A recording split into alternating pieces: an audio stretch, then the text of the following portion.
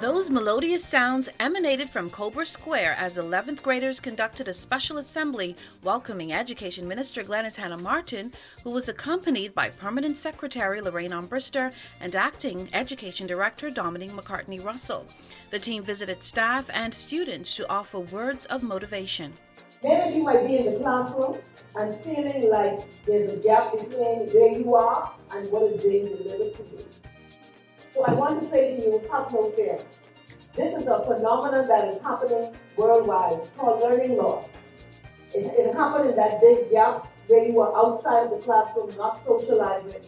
And that is why we're doing the testing. I'm told that about 300 of you have already been tested. It's not an examination. You don't get a grade. There's no pressure on you. It's just to assess where you are so that we are able to assist you in catching up.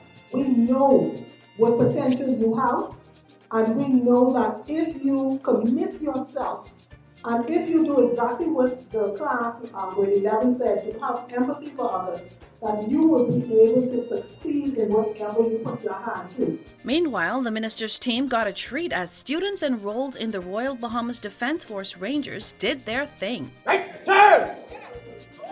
The team was also presented with a basket of fresh vegetables grown in the school's garden and exquisite paintings done by 11th and 12th graders. I'm Adama Williams for Ed Talk.